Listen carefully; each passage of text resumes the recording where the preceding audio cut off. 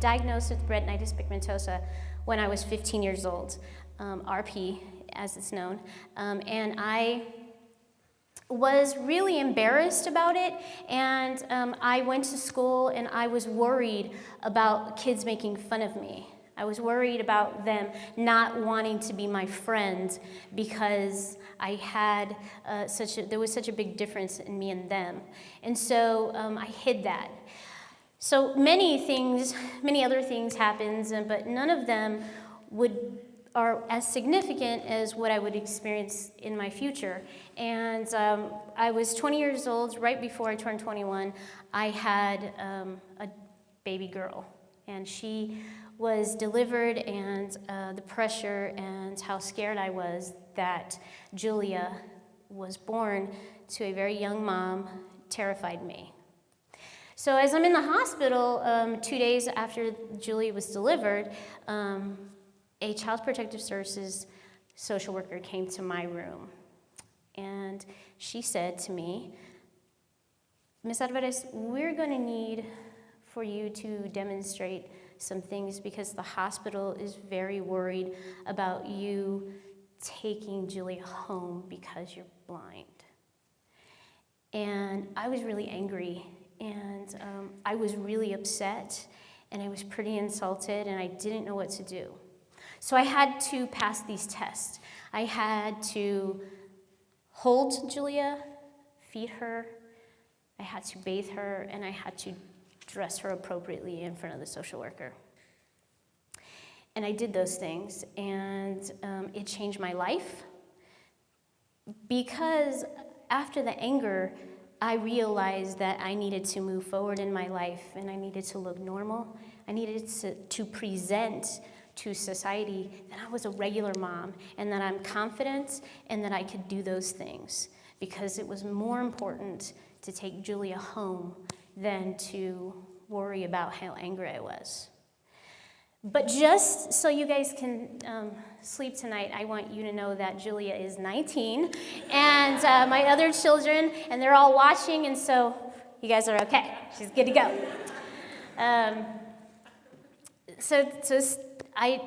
Speaking of being okay, I want you guys to know that I'm going to talk to people who can see, and then I'm going to talk to people who can't see, my people. So first, I want to start talking to all of you who can see, and I want to explain to you, it's important that you know that people who are blind can do regular stuff. Like, we can put our makeup on, we can comb our hair, we can pick out nice outfits, we can tell you how to get from point A to point B. I can tell you that you can back out of my driveway, go left, take a right on Grover, first light you come to, take a left on Koenig, next street light that you come to is going to be Lamar, go south of Lamar, take it right down to 6th Street, take a right, my favorite bar right there. I can tell you all of those things. Can do all of those things. And you got to believe in that. And it's hard not to help. Help is how we feel good. But sometimes help isn't always welcome.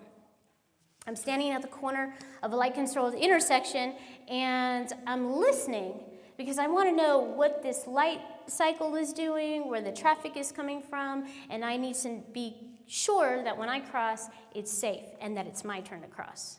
Inevitably, somebody jumps out of his car, grabs me by the arm, drags me across the street, and I'm like, I'm supposed to say thank you. So thank you, but I'm now on the wrong side of the street that I didn't want to be on, and totally, completely, 100% disoriented, and I got to step right back in that corner and listen again. So help, yes. All you have to do is ask, do you need help? And we may say no, or we may say yes, but it's a choice. Also, it occurs to me that people, when they meet somebody who is blind, it is very, very difficult for you all to say this B word. So we're going to practice. Think in your head, Valerie is blind. Think in your head, Valerie is blind. Now say, Valerie is blind. Valerie is blind. Perfect. Now, my people, we're not visually challenged, visually disabled, we're Blind. perfect. And now you guys are comfortable with saying the word Blind. perfect. So it is that simple. It is just, I know it's not here, but we just bridged a gap. So thank you very much for doing that. Now I want to talk to my people. I mean, all of you are my people in some way, right? My girlfriends, my brown people, my shorties, we're all people. But right now, I'm going to talk to my people, my blind people, because we also bear the burden of helping to bridge gaps, to help bridge differences. One thing is that sometimes it can be really difficult not to ask for help. So when you ask for help and you are with your coworkers, your family, your friends, or just average people, it's hard if you're constantly asking for help, for them not to really think of it as an annoyance. And you're kind of a pain, and all of a sudden you walk into the room and they're like, oh Lord, run away from the blind girl. So I want you guys to know, my people to know, that what skills do we have to hold the help card? Listen, I'm going to be really honest. If you say to me, hey, Valerie, come with me to buffet, I'm going to go, not my most shiny moment, buffets. So what skill do I have in my repertoire that I look the most graceful? That's not one of them. However, there are some graceful things that I have in my repertoire that I do want you to see in the moments that are important, the moments that matter. So I'm going to this buffet, and I'm going to go to the buffet, and I have my plate, and there's someone next to me, and I lightly tap their foot with my cane, and I say, hi, how are you? And he might go, I'm fine, how are you? And I say, what looks good to you? He might go, vegetarian lasagna, and I'm like, me too, great. And then I might say, get the lasagna, and I might say, do you think that you could carry this drink for me while I carry my plate and use my cane, and I can look the most graceful, and I can hold on to my help card? And it's those kind of techniques that we're hoping that together as blind people we can share with our young kids. And lastly, I want us to really know that what we look like to people who can see, it matters. We wish that we lived in a society that didn't matter, but it does. People who can see rely and judge, intentionally or not intentionally, what people look like based on what they're wearing. So I get to Texas State, this is true story. Get to Texas State yesterday, and I'm coming to rehearsal. I'm in Centennial Hall, and there's two brilliant professors, doctor and doctor. And we stand in front of the library, in front of the elevator, and one of the doctors says, what do you think about our new boss? The other professor says, well, I think he's really great. And she's like, the other one goes, no, he's awesome. He wears jeans.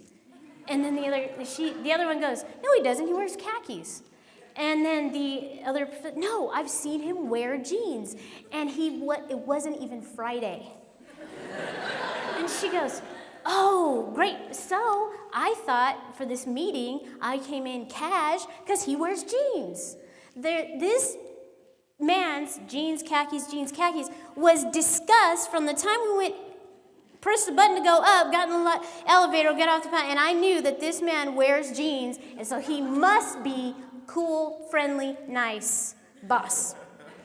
So that's what people who can see, that they look at those things, and it is important, and it is up to us, because polka dots and stripes is not going to do it.